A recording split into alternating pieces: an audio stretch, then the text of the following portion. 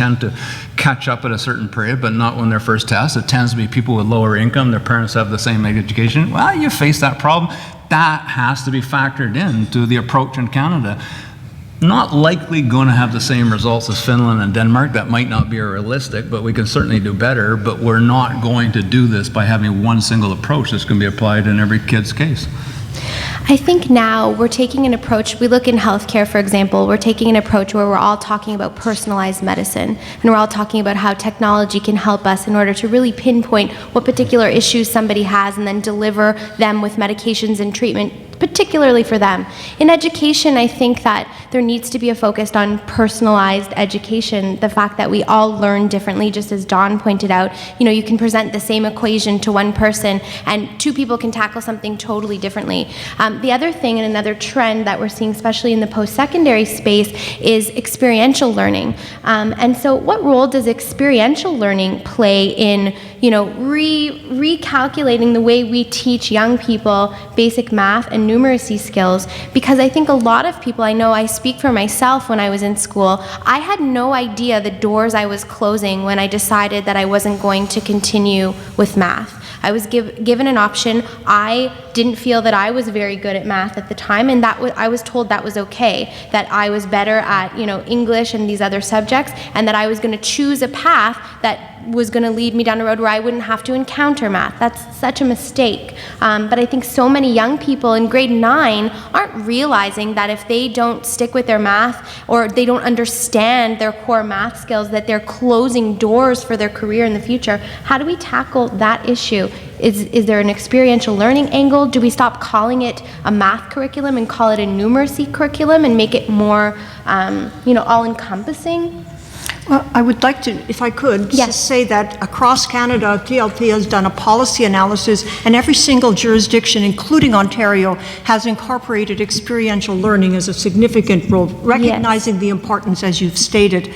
And things like financial literacy is also becoming increasingly important, and that's a really good way of introducing not only practical things, but numeracy. And there are some teachers sitting here that are doing some excellent work in coding that I think has something that helps in terms of understanding numeracy, but really turns students on and understanding what the real world of work is going to be like. So it's happening, a lot of things are happening, and I think it's a very good move. Okay, Anne? I'll just say that I was the exact opposite of you. I dropped English, and we still had grade 13 at the time, so I took 3 maths and 3 sciences. I went to an all-girls school, so that was fine, except they didn't quite know what to do with me in terms of my schedule, so they sent me to the all-boys school next door to do my grade 13 classes, which at my age was just fine, thank you very much. But then that prepared me for when I went into engineering, and I was one of 4 girls in my class, so that it wasn't a big deal anymore. But I think experiential learning is key, and I think it's because it gives us, our students, the context for what they're doing.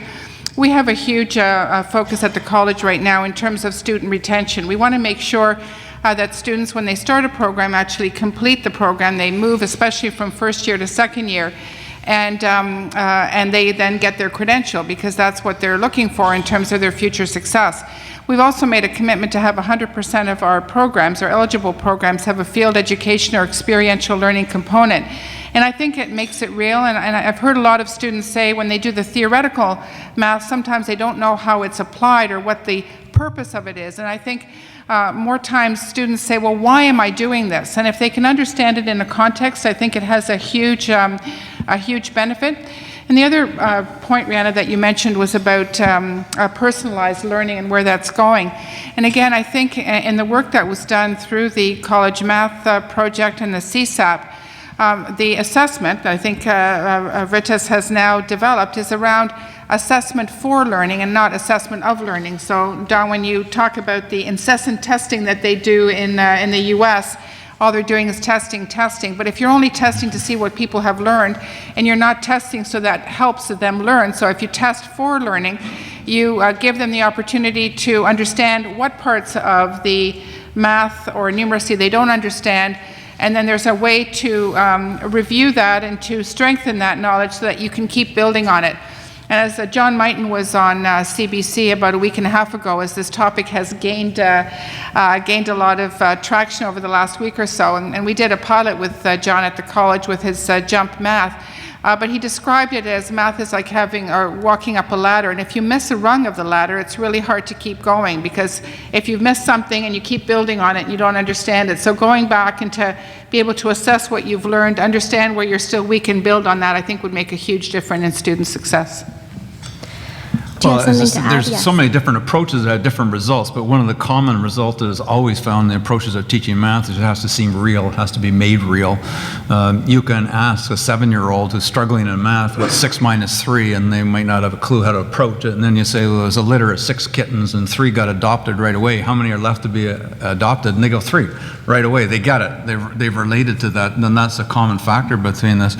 So to come back, we talked about the dichotomy in education we treat between literacy and numeracy. So looking around the room, I guess most of you have been to university, and when you walked there for your first year, you were probably streamed in some fashion, either to English literature or English composition, but you took some English throughout your university period. What happened in math? Well, it was binary. You either took calculus or linear algebra, which have failure rates of over 50%, and you probably never used it in the rest of your life, or you took nothing. And so you've graduated maybe with some mathematical background. It's a small percentage that took it, and even smaller percentage that passed through it, or you graduated with absolutely nothing. And again, you might have graduated with an education or a sociology degree, but you didn't have numeracy other than what you picked up through K to 12, which we know from the results is not very good. I want to open it up to the floor in just a minute. Okay, so we have someone over here. If someone can bring this lady a microphone. And stand up, and if you could just tell us your name and your question. My name is Teresa Murray. I'm a retired teacher.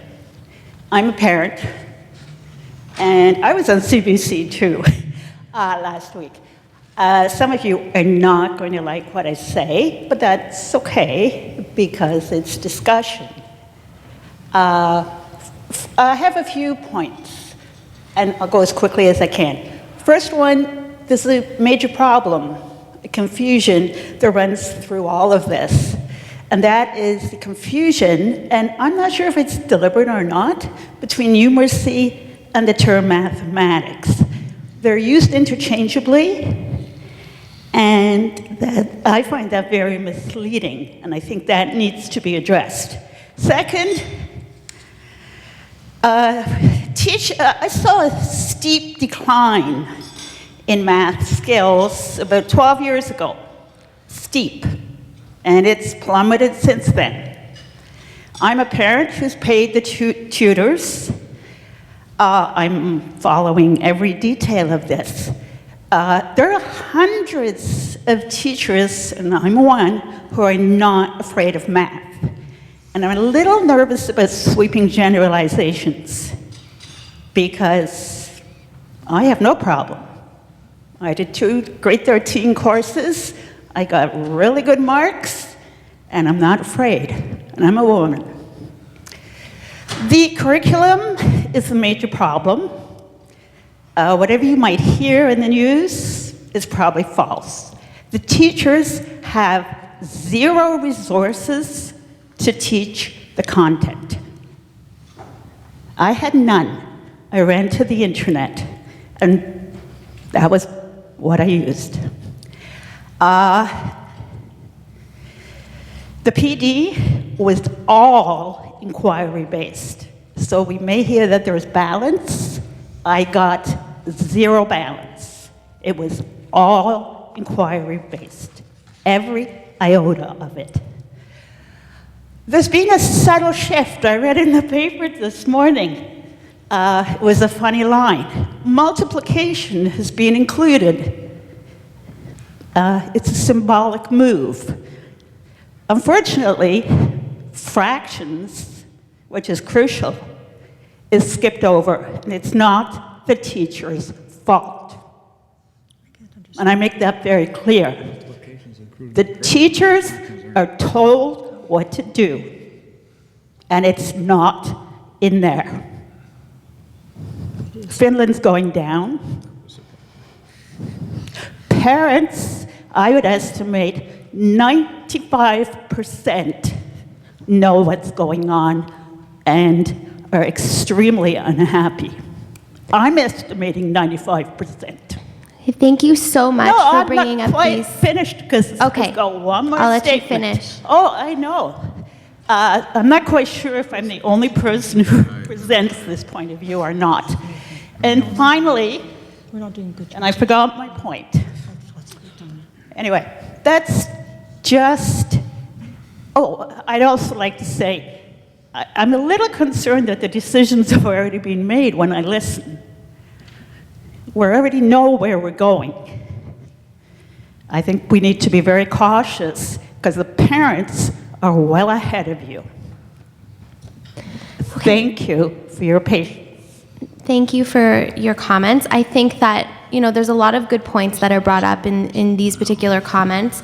I'm going to open it back up to the panel for a moment and say, how do we make sure that teachers are empowered with the tools that they need in order to be able to educate our children? I think that it's so interesting. We were talking about this, Marcy, on the phone yesterday. It seems that in our society, a teacher should be just as valued as a lawyer or a doctor. I mean, the job is so important that our frontline teachers have in educating our young people. Yet I, for some reason, feel like we don't give them that same respect and allow them. They're the ones with our children day in, day out that understand what the children need in order to learn. So again, what John was talking about in the United States, where there's this push towards a more centralized approach where we're taking, Washington is creating the policy that then the teachers have to push out. How do we get the ball back into the person's hands that it belongs into, which is the frontline teachers?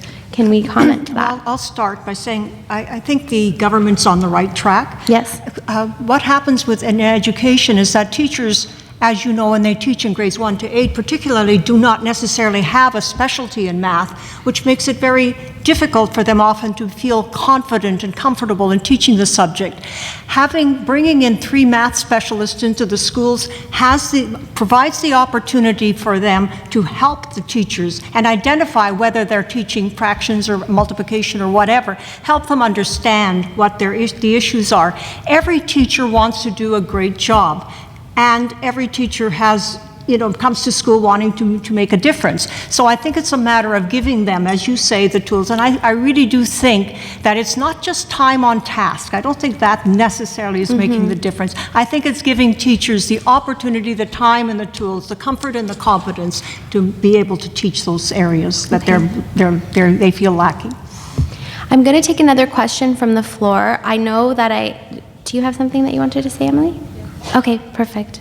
We'll bring a microphone over to you. Thank you. On? Yes. I did want to speak to the dichotomy of traditional learning versus inquiry-based learning. And I taught in Calgary in grade 6. That's where I had my beginnings, and I'm now teaching business calculus and algebra. So it's a huge leap for me.